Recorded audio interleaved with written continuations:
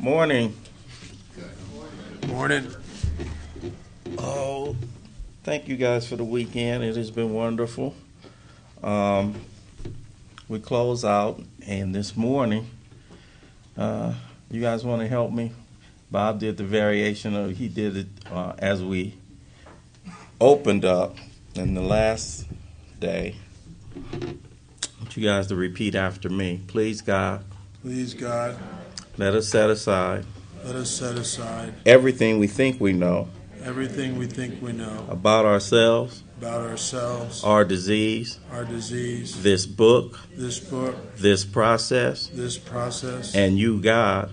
And you, God. For an open mind. For an open mind. And a new experience. And a new experience. Amen. I'm Ralph White, and I'm an alcoholic.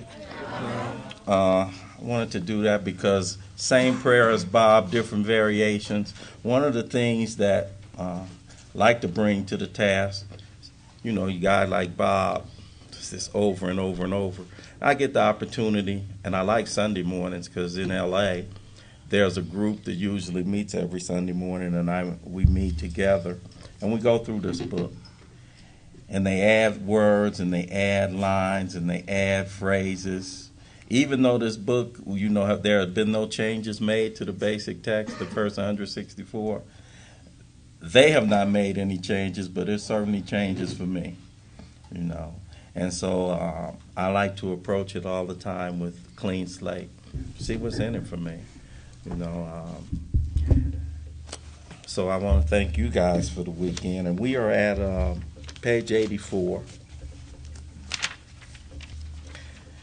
Following the promises, the 9-step promises, it talks about this thought brings us to step 10, which suggests we continue to take personal inventory and continue to set right any new mistakes as we go along. We vigorously commence this way of living as we cleaned up the past. So even though the steps are chronological in their nature, most of the time we say we finish a step before we begin another step.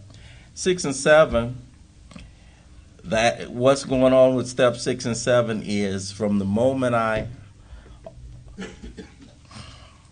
become willing to have the defects removed and ask God to remove them, from that point forward, I start a list and I write my 8-step list. And then I start making amends. And the reason why that's important, some people think that the steps is a series of discrete actions. I take one, I finish it, and I move on to the next one. Well, a 6 and 7, I've never finished. That's an ongoing lifetime process. A discrete act, you can put a time frame on a 4th and a 5th. You can see when you write it. You can tell when you're finished. You know when you sit down, and you know when you do a 5th step. An 8th and a 9th step. An 8th step is finite, even though you can continue to amass amends and come back. But you know when you do it, and you know when you write it. Now, the 9th step, it depends. And it varies for individuals depending on how many amends you have. But the 9th step is also kind of a discrete step. You can see it. It's tangible. You can tell when you complete it. But in order to start the 10th step, I don't wait till I complete the 9th step. As I begin to clean up the past, I begin to do a 10th step. And then in this, I like what this sentence says. We vigorously commence this way of living as we cleaned up the past. I'm always interested. People talk about, when am I going to work my steps? I had a guy call me, and I was talking to him not long ago. He was saying, I really want to get around to my steps, but I'm so busy, man. I got this new job, we just got a house, and I'm like, what else do you have time to do? The 12 Steps to Alcoholics Anonymous is not an independent activity to the side of the rest of my living. Yeah, let me live life, and then I'll get around to practicing these. It's a lifestyle. It's a new way of living. It's a design for living. It puts it in. It said that a number of different ways. It's an integrate. So we've got to this point. I come from a dark place. And I get beaten to a state of reasonableness by alcohol. Never anybody's intention, never want to try to convince anybody to stop drinking. I like when Bob said, if you're still successfully doing it, don't cut yourself 3 years short. Do it to the end. We want you when alcohol is through with you. We want you. when alcohol is through with you. So I tore my life up. Alcohol had its way with me. I got to a hopeless condition. I got to a point where life was becoming intolerable for me. I got to that self-imposed crisis we talked about, where it was either to be doomed to die alcoholic death. So then when I was faced with that alternative, and I found some people, I didn't find you, I got directed, and I'm one of the people that I don't trip off whether you get here because you coerce or whether you get here willingly and singing and skipping in Alcoholics Anonymous. I rarely see that. I came in here running from a black truck.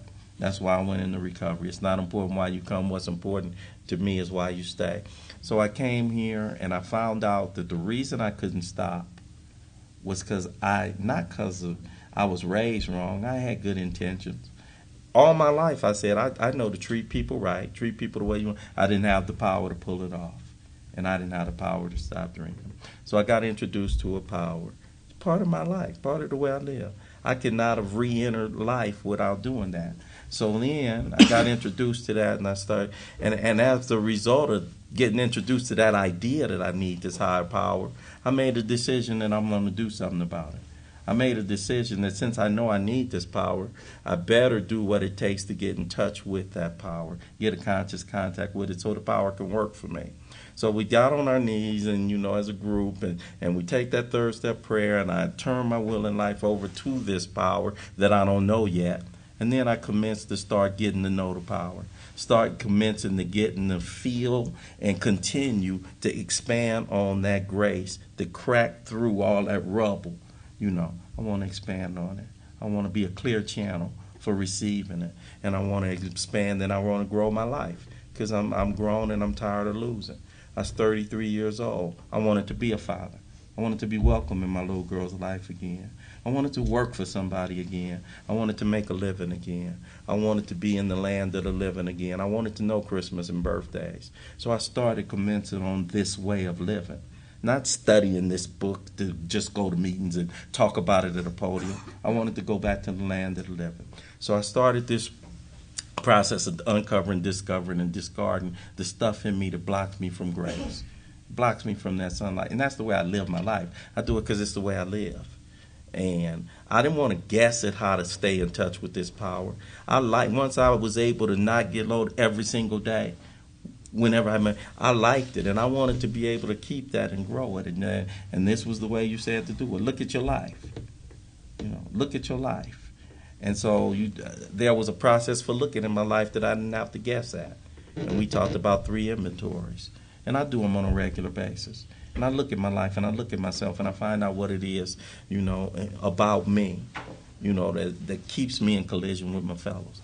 So then I started doing that, and as a result of that and getting rid of some stuff, old ideas, one of my first old ideas was you don't tell nobody your business. You don't show weakness and you don't show no vulnerability. So I sit in front of somebody and I tell them myself. I share the stuff that holds me in bondage that I'm scared you'll know about me. That if you know it about me, you won't like me. And so I started doing that. And this is all part of Ralph White growing up and coming to life and blah. So I do that. And then it becomes second nature. You don't realize what we do in these rooms. It gets to be second nature, that idea. Where it used to be second nature to never reveal anything. It used to be second nature. You don't tell your business outside the house. You don't tell nobody your business. You don't let anybody in. That becomes a part of my living experience, the guy I'm becoming. And so then I started looking at this other part. There's some stuff in me I don't like about me, and it keeps blocking me from being all that I can be. Call them character defects, And I want to keep growing. I want to get rid of some of that stuff, but I can't get rid of it myself. The car can't fix itself. Send me back to the factory. Told me how to do that. Okay, God, do something with me over here. Because I'm liking the taste of this. I'm liking this new way I'm living. I'm liking the results that I'm getting from it. I'm liking it. So I want to keep on. So in my way of living, I'm continuing to say, okay, this stuff is not working. And the way that I get to defects, I don't get rid of them by not practicing them. I get rid of them by continuing to practice them till they don't work anymore. I didn't stop drinking because I stopped drinking. I stopped drinking because I kept drinking. And the same thing with defects. You I lie enough till it ain't working enough, till I see it enough that is what drives me to want to do something different. And so I get to that point, man, I'm just tired of being this guy. Want to be responsible, want to have integrity, want to be able to give my word and keep it.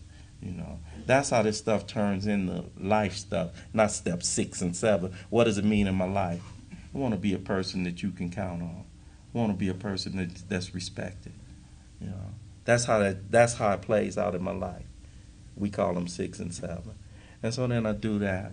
And then I want to be able to go anywhere and walk anywhere and not have to worry about the red lights in my rearview mirror, not have to worry about disguising my phone when I answer it. Why do you disguise your voice when you answer the phone to a creditor? Like they know you anyway. And you disguise, creditors calling you, disguising your voice. Like they, what.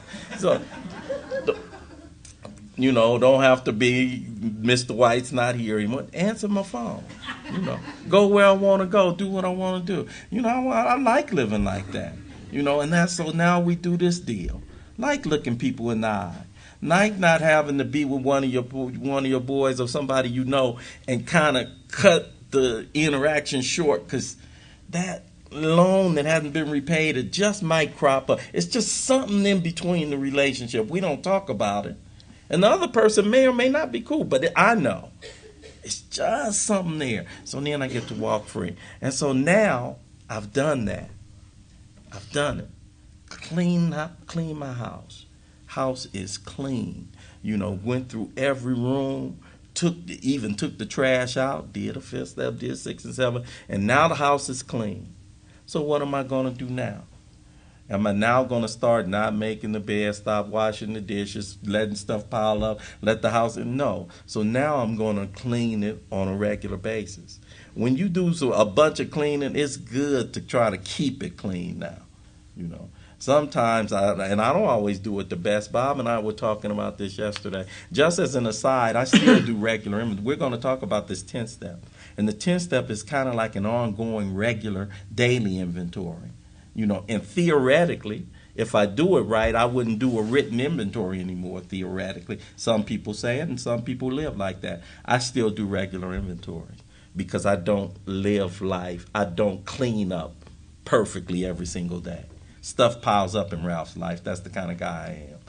Things still pile up, and over a year and a half, 2 years' time, I'm liable to have some stuff I need to look at in a big way. That's just to the side. So I personally still do regular inventories. But the 10th step is an ongoing way. I've entered into a new way of living now. Now we have entered the world of the Spirit. Our next function is to grow in understanding and effectiveness. That's that word right there, grow in understanding and effectiveness. Sometimes I have to say, you heard yesterday when we talked about doing inventory, a critical question to ask myself, do I want to be right or do I want to be free? And here's another critical question, depending on the interaction. Do I want to be right or do I want to be effective? Do I want to be right or do I want to be effective? Sometime in my home group, I don't take on every battle. Because do I want to be right or do I want to be effective? I'll lose my voice if I'm taking on every battle. In my personal life, if I'm taking on every battle. With my sponsees, if I'm over controlling them, do I want to be right? And I might be right with what I see, but do I want to be right or do I want to be effective? So my next function is not to grow in knowledge and wisdom. It doesn't say that. It says to grow in understanding and effectiveness. Imagine that. This is not an overnight matter. It should continue for a lifetime. It always interests me when people say I went through the steps and I'm done with my. That always baffles me. Because I just don't understand if you're doing the 10th and the 11th and the 12th, you already know it's a continuum. People say, I did my steps, I'm going to do them again. It's a continuum. It's a manner of living that I have now entered into a new way that I'm living. It should continue for a lifetime. Continue. How do I do this 10th step? What is it that I do? Continue to watch. Critical word. I have that one highlighted and underlined. Watch for selfishness, dishonesty, resentment, and fear. What does that sound like? Where do we find those in the first place? Where? Step 4, inventory. Resentment inventory specifically. Continue to watch. Before I wasn't watching for them, I had to go discover them. When I wrote inventory, it was the first time I looked at them and discovered them. Now I've discovered them. I'm in the realm of the spirit now. I'm in an awakened spirit. I have a conscious contact. Now I'm watching. I'm vigilant for that. Watch for. And here's another word. When these crop up, so all of you who think you'll be floating by the time I reach the, no. When, not if they crop up. When these crop up. I'm human. I hear people a lot of times say, oh, I'm alcoholic. Oh, that's alcoholic thinking. Oh, some of it is, but some of it is human thinking. We put a lot of stuff on. I'm still sick. No, I'm not. By this time, there are some things about me that are twisted. There are some things about me that are warped and beyond, straightening out, but I'm human. I'm human. So I don't care. I'm 22 years old. Bob's over 30 years old. We had somebody yesterday that was, we had a couple of people here that raised their hand when he said over 26. It doesn't matter how long I do the deal. I'm human. Stuff crops up. That's why we have these steps right here. Continue to watch for selfishness, dishonesty, resentment, and fear. Saw that in the inventories. When these crop up, we ask God at once to remove them. What steps those sound like? 6 and 7. When they crop up, we ask God at once to remove them. We discuss them with someone immediately. 5. And make amends quickly if we have harmed anybody. 9. Then we resolutely turn our thoughts to someone we can help. There's our 12th step. Love and tolerance of others is our code. So now, the action of the steps in this process on my life. I come from selfishness, self-centeredness being the root of my problem. I do this activity of 4 through 9, and I come out with the antidote to the selfishness and self-centeredness, or the antithesis of the opposite. Love and tolerance. Love and tolerance is our code. Imagine that. I go into this process selfish, self-centered. That's who I am. And that's what it is that I go bring to the table. Bible calls it that's the default position. And I apply these steps to my life. I get in conscious contact with this power that can do for me what I can. It does something miraculous for me. Love and tolerance is our code. And we have ceased fighting anything or anyone, even alcohol. For by this time, sanity will have returned. What step did we have that word sanity or insanity? Step 2. What does step 2 say? Came to believe that a power greater than ourselves could do what? Restore us to sanity. And right here we say, for by now, sanity will have returned. Oh, we finally realized that step 2. By now, sanity will have returned. Step 2 is the solution, but it takes the action. When we went through that 4 through 9, actually after making that decision, and then went through, by now, sanity has returned. As a result of those steps, we will seldom be interested in. These are some hell of a promises right here in this 10th step too. And Kathy, if you're sitting in day 31, you're in day 31, and this is what I'm looking for. This is what I'm looking for. I didn't know it was possible. I would look at guys sitting up here, and I would think, these are the questions that new people offer there. Do you ever get to a point where you don't think about alcohol? Think about it. Do you ever get to the point where it just feels like you're not white-knuckling this deal? Do you ever get to the point where it feels like you won't be dominated by it? Do you ever get to that point? For by this time, sanity will return. We will seldom be interested in liquor. If tempted, we recoil from it as from a hot flame. We react sanely and normally, and we will find this has happened automatically. We will see that our new attitude toward liquor has been given us without any thought or effort on our part. It just comes. That's the miracle of it. We are not fighting it, neither are we avoiding temptation. We feel as though we have been placed in a position of neutrality, safe and protected. We've not even sworn off. Here's the problem has been removed. It does not exist for us. Don't try to claim that if you're new. Don't try to claim it because it's a 10-step promise. I remember I used to read stuff in the book and then I try to claim it as my legacy because I read it. Because I read it. The book says that, I'm not fighting it and I'm not, that's not where I'm at yet. I get there from some effort on my part, but I don't do it. I don't make it happen. I didn't take the taste out of my mouth. God will change me without my permission, but he does need my cooperation. That's the power's job. I hear people say all the time, sobriety is hard. Living life sometimes feels hard for a guy like me. Staying sober is the easiest thing I've ever done in my life. I don't do it. That's not my job. I wake up in the morning. I have not done nothing to take that taste out of my mouth. He took it out. Took it out. It's gone. Took it out. I wake up in the morning. I don't say, I'm not drinking today. What? Took it out. Now, living life for a guy like Ralph, being grown every day gets hard. Feeling like the weight of the world on you someday gets hard. Sometimes this idea of making it on you gets hard. That's why I need a power. That's why I need a power. You hear people say all the time, God won't give you more than you can handle.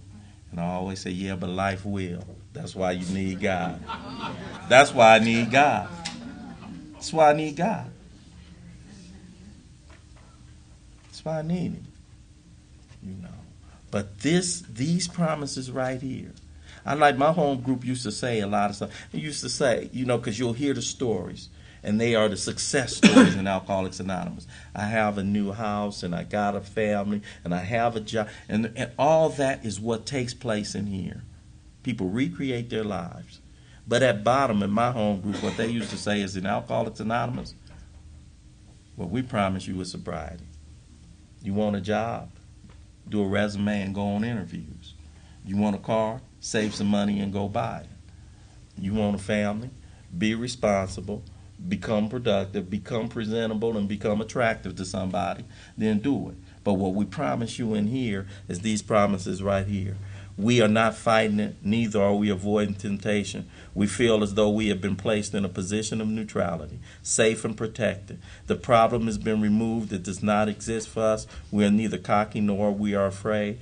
That is our experience. That is how we react so long as we keep in fit spiritual condition.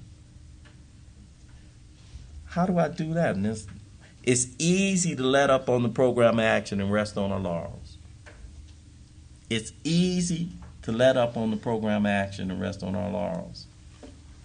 Why do you think it's easy to let up on it? If I've reaped these benefits after doing all this, why now is it easy to let up? Huh?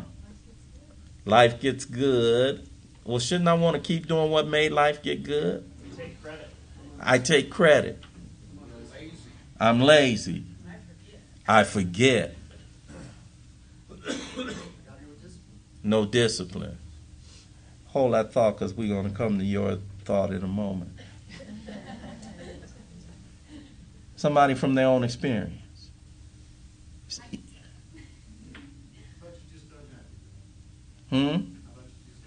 Get unhappy. There's a nice with that, but most of the time when I get unhappy, it's preceded because I get ungrateful. Somebody else help me. What else is it? Why is it easy? Or is it easy to let up? Yes, it is. Yes, it is. God works anonymously, just like the program Alcoholics Anonymous. Easy to let up. But we talked about it yesterday too. Sometimes I get to this point and I'm cool. I've made it. I've made it. I breathe a sigh of relief. I put in my time. It's time for new people to start doing what it is that they do. And here's the deal. Here's the curious thing about the way that God works. Because he works so anonymously. And he does his work so well. I start getting some stuff. And pretty soon, if I let up on the spiritual program of action, I start letting my blessings separate me from the one who's giving them to me. I get so caught up in maintaining the blessings, I forget to maintain the relationship with the one who gave them to me.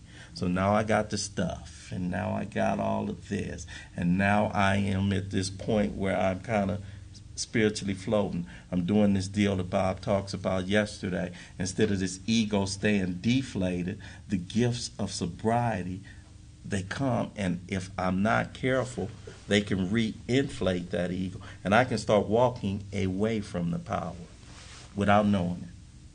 And it's easy. Stay around here long enough, and I'll see it happen. It's easy, because I get judgment start creeping back in, and people aren't doing it right. This is not the old AA. This is not the AA I knew about, because I'm up here now.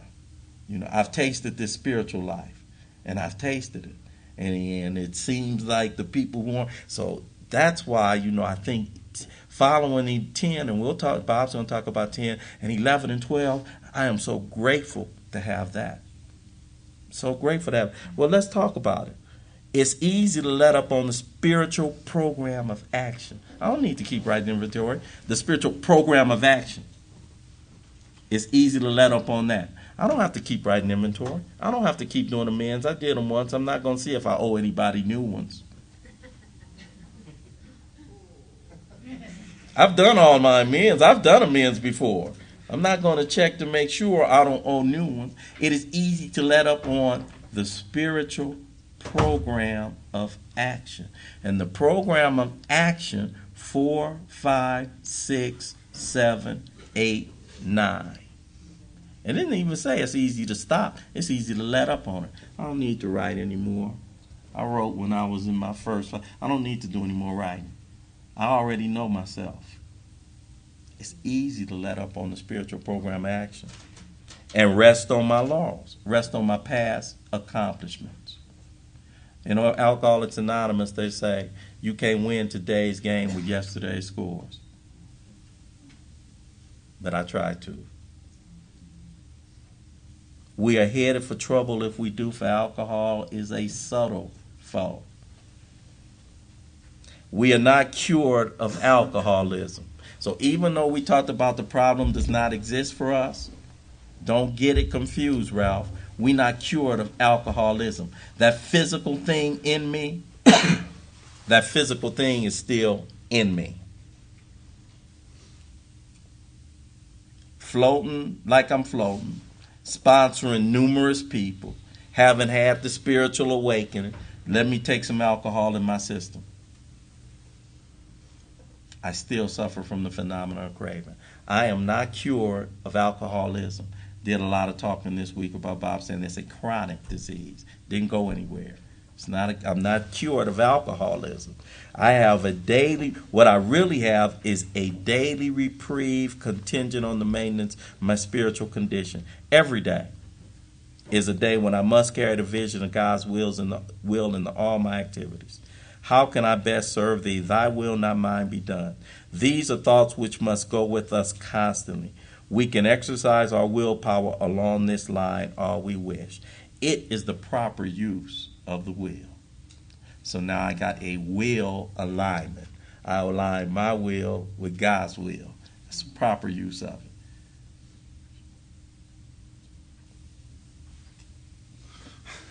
Bob, I'm an alcoholic. Ralph was talking about something I've thought about a lot over the years. Some of what happens within me looks like alcoholic thinking and feelings, and some of it looks like normal thinking and feelings. What's the difference? And is it what's the deal? And on page 30 in the book, it implies something. It says, not only am I bodily different, which is evident by the phenomenon of craving if I pick up a drink, but it implies that I'm mentally different. And then on page 22, it says something that's I misinterpreted the first time I read it. I'll read it. It's an interesting line. It's the first line of the last paragraph. It says, we know that while the alcoholic keeps away from drink as he may do for months or years, he reacts much like other men. What does that mean? Does that mean I'm like other people? Reacts much like a transvestite's much like a woman.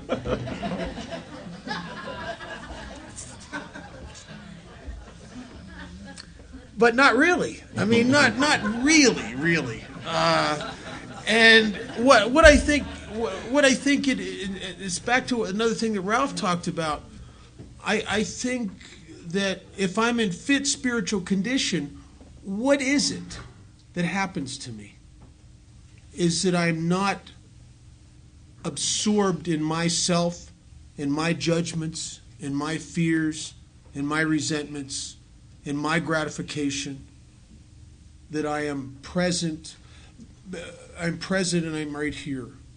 And I'm thinking about you and not thinking about me. My daughter has become my benchmark for normalcy. She amazes me. She is so other-centered by nature. She didn't have to get a sponsor to be that way. I mean, she just legitimately cares about people because it makes her feel good. And so she's in that mode all the time. She's very forgiving by nature. When someone does something that hurts her feelings, she gets upset. She might even cry a little bit. And then she says the craziest things that I have to work steps and go to meetings and talk to a sponsor about. She just says them naturally, like, well, I'm sure they didn't mean it and they were doing the best they could. Or something like that. And I look at her like, oh. On the natch, she's like that. She does not have alcoholism. I think what happens, I think the difference between me and a normal person, and if I'm to believe that I am bodily and mentally different, and that the best I will ever get is to be much like, which means on a good spiritual hair day I have a veneer over my alcoholism, and I go out in the world and I don't feel different, I don't look different, I fit, I have a sense of community I'm part of because I'm out of myself, that my emotions, when I get them, and everybody gets afraid, everybody gets resentful. But because my natural default position is self-absorption, I don't just get that way. Right. I drink of it like I drank alcohol. I'm not a social feeler or a social thinker. I get it right here and magnify it up. Did you ever have the experience of somebody just says something that's a little unkind? A normal person would go, geez, that hurt my feelings, and just go, bad, I guess you didn't mean it, and go about their business. Oh, I'm going to think about this for days. I mean, you know what I'm saying? Right. I'm plotting their demise, right? I go to everybody that knows them and to convince the people that know them what a jerk those people were. And not only do I have resentment towards that person, by default, I dislike anybody who likes them. Right? If you're friends with that guy, oh, you're an asshole. I mean, you're just, right? Isn't that weird? Now, normal people don't do that because they don't get it right here like I get it right here. They don't obsessively focus on their internal stuff like I do. They get the feelings, they get afraid, they get their feelings hurt, all that stuff. But I drink of it like I drank alcohol. It's almost like I can't get enough. The book says we're victims of a delusion that we can wrest happiness and satisfaction out of this world if we only manage well. Most, we have a tendency in Alcoholics Anonymous to talk about running the show out here, but a lot of my management is up in here. Right, I got this little control room in my head where I go and I, as if I'm going to think. Do you ever get the feeling like if you're afraid of something's coming at you, that if you think about it enough, maybe it'll go away or something? Or and I am bodily and mentally different, and yet. If I keep in reasonably fit spiritual condition, I fit pretty good. I'm very comfortable. But I don't think any of us stay there. That's the problem. All the promises in Alcoholics Anonymous, they kind of come and go. It's one day a new freedom and a new happiness. The next day you just don't drink. You know what I mean? It's like that because the clamoring of my ego is insistent and it never stops. It never stops. You walk into a meeting and somebody doesn't say hi to you and it just starts. It's that we talked about it yesterday, that the character Worm Tongue from Two Towers just starts. Right? Just starts. And there I am. I'm back over on the other side again. I'm back into my default position, being the center of the universe, and why are you all screwing with me? And the key word is me. Right?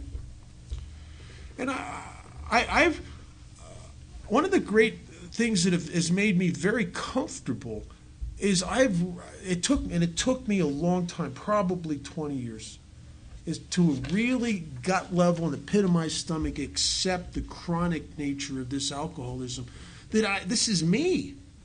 Not because doesn't make me a bad guy, that I have a propensity to judge and self and ego and all. It's just me. I think I heard a guy say this years ago, and it ties in with something that Father Ed Dowling said.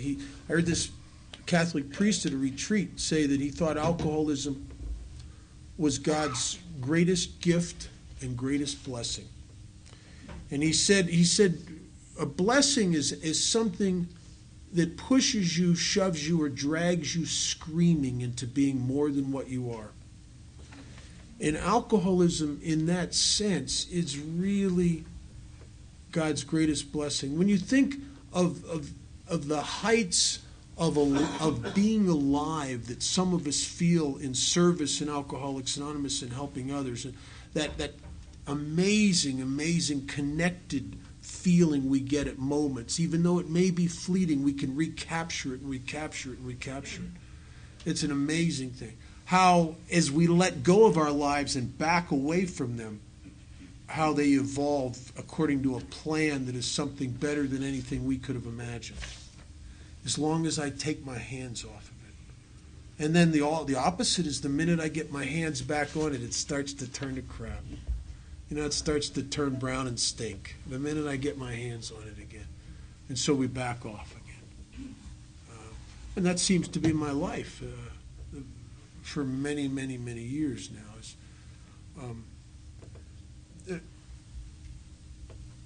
Ralph read the line about we've entered the world of the Spirit. Another place in the book talks about the realm of the Spirit.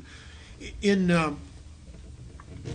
there is a solution. Bill talks about being rocketed into the fourth dimension of existence.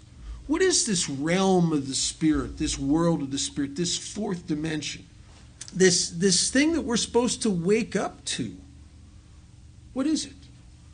I asked a guy that I sponsored a guy years ago that was he taught astronomy and physics, and taught science classes at a local school in Las Vegas. He's a very, very smart guy, educated way beyond his intelligence. He was a very bright guy.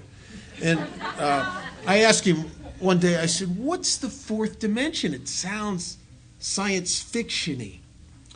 And he said, no, it's not. It's a reality. He said years ago, it was thought that there were only three dimensions: the dimension of height, width, and depth. And then Einstein and some of his contemporaries started to realize that there was more dimensions. He told me, now they think there's 10, which I can't even get I have a hard time getting my mind around 4, but he said they think there's 10. He said, but the fourth dimension that Einstein talked about was time. That existence cannot only be measured by width, depth, and height, but also by time, because it's fluid. It moves in a constant ever presence in a linear manner, right? So all that's real is always the now. So maybe if I'm rocketed into the fourth dimension, I'm pulled out of this thing, which is out of time, and I show up. Alcohol did that for me. I remember it. I remember these amazing experiences where I would walk into a bar and just be so disconnected and isolated and up in my head. And after 5 or 6 drinks, I can hear the music. I mean, really hear the music. It's moving me. After, you can talk, you can enter into a conversation with someone, and you're very present. It's not like when you walked in there, people are talking to you, it's just like, hey, leave me alone. You just nod, you're not even hearing them. You're present. I'm right there with you. I often, in this being rocketed through alcohol into this fourth dimension, to the now, I often had legitimate feelings of care for other people. We all, we have a tendency to bad rap alcohol, but I got to tell you something. I believe that at one time alcohol really induced a spiritual experience, because I think at one time it seemed to relieve me of the bondage of self. Mm-hmm. It would get me off of me, and I could be very present. And Alcoholics Anonymous, the end game here is to do that. Is that so I can claim my inheritance, which is this world and is this life. And become conscious of where God is, because He's right here, right now. He's not in my head. He's not in the future. He's not in the past. He's right here, right now, right now. This realm of the Spirit. I noticed something. My daughter's like this, and my daughter is one of those people that I've seen all my life and didn't understand. They used to aggravate me, and you've probably had this experience in grade school, in high school, out in the workforce, and when I was in college. Some of the better colleges I flunked out of. There was all these people that just seemed effortlessly to reap amazing stuff out of life. It was almost as if everything they touched just clicked. They had great relationships. Everybody loved them. Everything they did turned to gold. It was like as if they were in some sort of zone where everything worked. And the thing that aggravated me is I was smarter than all of them. Right? And my life is turned into crap, and I'm smarter than all of them. What is it? Why are they reaping what they're reaping and I'm reaping all this crap? Because they naturally are free from the bondage of self. They naturally. I had a guy work for me for years, and he was not an alcoholic. He was just a normal guy. He had a legitimate. He loved people legitimately all the time. And even people that were out of line and having bad days, he had concern for them. He'd restored this 1950 early 50s Ford, and it was beautiful. It was immaculate. And he had it sitting out in front of one of the store that he managed for me, and a drunken driver came along and creamed it. Now, some of these parts you can't even get. I mean, he'd spent like 8 years restoring this car. It was beautiful. And they creamed it. And oh my God, I'm more upset than he is. Right? I want to get a gun. Right? You know, he chokes up a little bit, and he gets a little upset. He cries a little. He sheds a couple tears, and he goes, man. And then he sighs a sigh, and he goes, well, he says, I would hate to be that guy when he wakes up in the morning and realizes what happened, because the police were arresting him and everything. He went right to thinking about the guy in a loving, concerned manner. I'm looking at him like, what will you share whatever medication you're on, share it with me, would you? I mean, I don't get, because I'm not that way by nature. I may be that way after a phone call to my sponsor and I go and pray and do a bunch of stuff. Then I might be that way. But not just like that. I mean, that's not me. I grew up in a religious background that I got to tell you objectively, I don't know that what I heard when I was a kid in church and in catechism was actually said. I'm suspect of my perception, because there are people that were involved in that church that were in the same rooms I was in, and when I heard what I heard, and I don't think they heard what I heard because they're still happy being there. It drove me crazy. I only heard the negative. I heard about a God of judgment. I heard about a God that would punish me for my sins. And that made me nuts, because I like sin.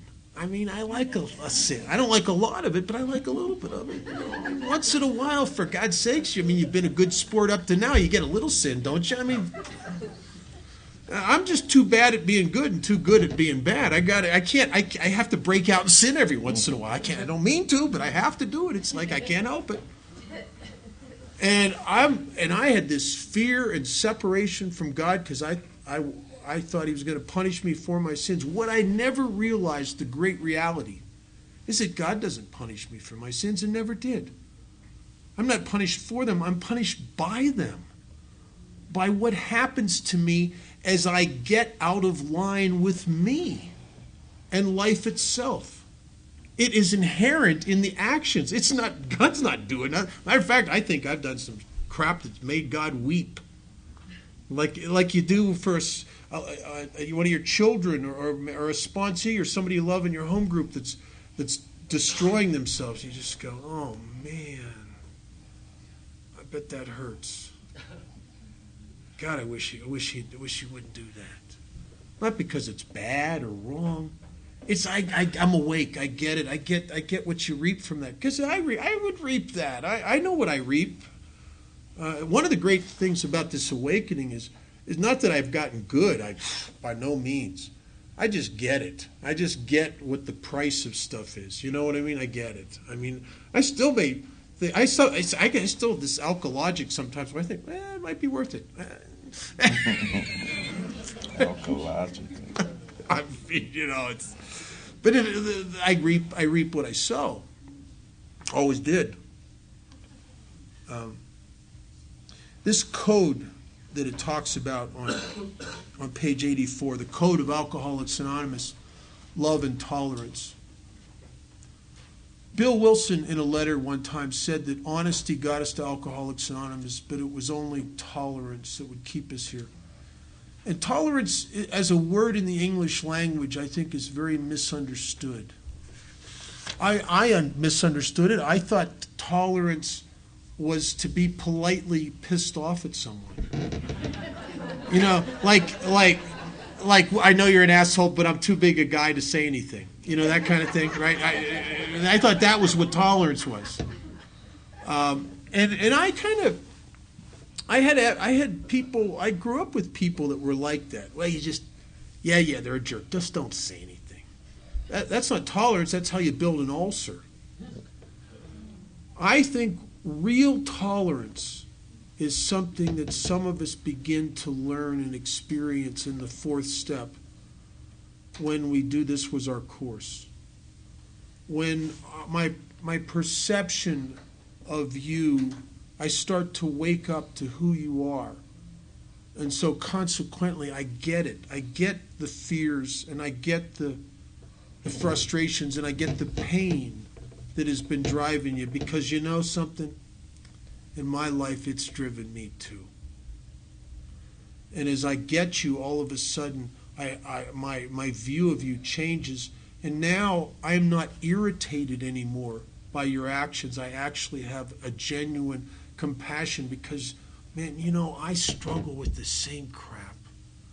There have been times where I haven't done any better with it than you're doing. And what happens is my perception of you changes, and it allows you to turn freely in your life without irritating me. Tolerances are talked about by mechanics. Often in engines, the tolerance because of friction will eventually get off. And then what happens is a mechanic has to take the engine apart and maybe shave parts or adjust things to reset the tolerances so that when the engine's working again, that the parts turn freely of each other without creating friction. Because if they don't do that, the tolerance is off, you'll create so much friction that eventually the engine will blow up. Or I'll blow up at my boss. Or I'll blow up at somebody in AA. Or I'll blow up at the girlfriend or whatever, right? Because it's I am out of sync. I am out of sync with life itself. I'm back into my default playing God, self-centered position again. And recovery from alcoholism is constant readjustment. My sponsor had a great analogy years ago. I haven't heard him use it in 15 years. He said that our lives depend upon being connected to God's grace. And he said that God's grace was like the signal that would go out from a tower for a TV station. It was available to any TV out there. I mean, it doesn't judge, it doesn't withhold, it doesn't do any of that stuff. It's right across the board, equanimity, absolute. The problem with the alcoholic is that our receivers are like an old beat-up TV set with aluminum foil on the antennas on the kind of TV set you got to be constantly screwing with the knobs and the antennas to keep the signal in. But we got our TV sets in the back of a pickup truck on a bumpy road. I mean, so it's like it's this constant readjustment to keep that signal in, keep that signal in. And we all have that experience. I mean, that's why in the book it says continue to watch for the manifestations of self, which disrupt God's grace, which disrupt my connection with you, which push me back up into here again and playing God. That makes me feel eventually depressed and anxious and like somebody's crimped the oxygen hose to my being. Once we taste connectedness, everything, lack of it, starts to really become conscious of the feeling of desolation. If you were never connected, the problem is that alcohol spoiled us. It spoiled us because it allowed us an experience that normal people don't get in the contrast that we got it. If you're just normally connected, it's just you don't even know any difference. But what if you're wrapped up and depressed and locked up in your head and you don't fit anywhere, and then you taste the glory of that majestic connectedness that we got when we got high? It spoils you. It spoils you. And those of us that recoup that in sobriety as we connect with God and we connect with people, when you taste that, when you lose it, there's a sadness about it. Sometimes it feels like depression. It's because I lost it. I yearned for it. I yearned for a drink. I yearned for connectedness. I yearned for God. Didn't know it. I used to discount God because I was afraid God, I didn't measure up to him. So I'm one of those kind of guys, if I think you're not going to like me, I'll not like you first. Right? But inside me, I always, earlier in the book, page 55, it says that the fundamental idea of God was always, the yearning was always in me, deep down within me, always was. I think that's why a lot of us that reject religion and throw God, the baby out with the bathwater and reject God, what happens to us? We become seekers. Seekers of thrills sometimes. See, all the different things that people like us do. I went through a phase where I just went for almost every day to an amusement park with hashish and amyl nitrate and roller coasters. Like it was as if like I'm trying to light something up inside of me. You know, I'm getting, and it gets, as time goes on, you get a little more and more bizarre. I mean, trying to get lit up. I mean, but what am I really seeking? Why did I go to meditation classes, and why did I get into sex a lot, and why did I do everything that I was driven to? Because it was a misdirected and misperceived yearning for connectedness. The ego doesn't like that. The ego doesn't want to be a part of. The ego wants to be God unto itself. That's why the ego judges and pushes people away. It don't want to be part of. It wants to be all or nothing. It'd rather be nothing. It'd rather kill you than have you part of. And without this daily stuff and this continuing to watch for this stuff, a guy like me doesn't have much of a chance, really. Doesn't have much of a chance. Because I will always naturally revert back into self. And the problem with me is as I take the journey back into self, I justify every step of the way. I've done a study, just unto myself, not formally on paper or anything, but I was a chronic relapser for 7 years. So for over 30 years, I've been going probably an average of twice a week to places where guys who relapse with a lot of time end up. And I go there. And I go there because I believe that if I have what they have, what could happen to them could happen to me. And I don't ever want to go down that road. And I'll tell you why. Not because it's a bad road or anything. I know that there's no more rope left at the end for me. I am at the end of my rope. I don't have another time back. I don't. I know that. I don't kid myself about that. I don't have the luxury of one more bash. I don't have it. I will die. And I'm not afraid of dying. I'm afraid of dying in that heart-wrenching loneliness and desolation. I'm afraid of crossing over and taking with me feelings of self-loathing. I'm afraid that I will carry a hell beyond anything I can imagine to the other side. I don't want to lock that in with me. That's what I'm afraid of. And so I have everything to lose here. So I try to watch people that relapse. And do you know, this is when ego justifies itself all the way to oblivion. And the reason I know that is that if you see a guy who 3 days before he gets high again, he'll tell you he'll never get high again. They don't know. They don't know. The key hasn't turned. All of a sudden, it's a funny thing because relapse involves opportunity and untreated alcoholism together. They have to be together because all of us have had people offer us drinks, and all of us have had people offer us drugs. We've all had that. But if we're in fit spiritual condition, it's like no thanks. But what happens when you're sick in here and you've got resentments and egos in charge and you're running the universe and you're the judge guy and all of that, and then the opportunity that meets opportunity. And somewhere inside yourself you've been yearning for relief and freedom because you're getting tired of being up here. you're getting tired of the isolation. And I think that's how guys like me relapse. So I try to do some of this stuff every day. I'm not real good at it. These are the weak areas of my life are step 10 and 11. But I try to be fairly diligent.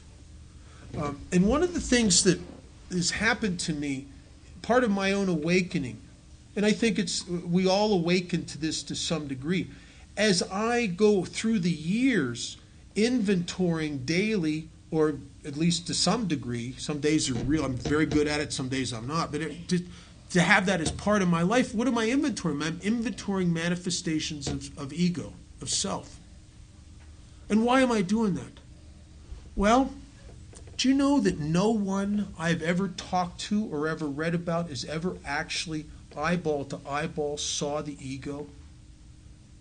Just as I don't know anybody that's ever seen face to face God. What do we see? We see the manifestations of ego and the manifestations of God. I mean, there are people that actually see God face to face, and I don't know when they'll ever get off their meds and get out. I mean, but what in reality, what most of us see and are become conscious of is His presence by a manifestation, either in our hearts or in our lives. I mean, you can see the hand of God. I mean, you don't have to be in AA doing this deal very long before you start to see, you get overwhelmed by coincidences. And you start seeing it. And you can learn something about the Creator by its creation. There are songwriters and there are novelists that I've never met, but I'll tell you, I've read and I've looked at everything they've ever created I could get my hands on. And I got to tell you something. I've never met them, but I feel like I know them. I'm very familiar with the Creator through its creation. And I think part of the awakening process is I start to become awake of how my ego works in my life, so I can be diligent and continue to watch for it and do the constant corrections back into spirit and out of self. And also to an ever ongoing awakening to the presence of God in my life. And how very fortunate I am that I've been wrong about God.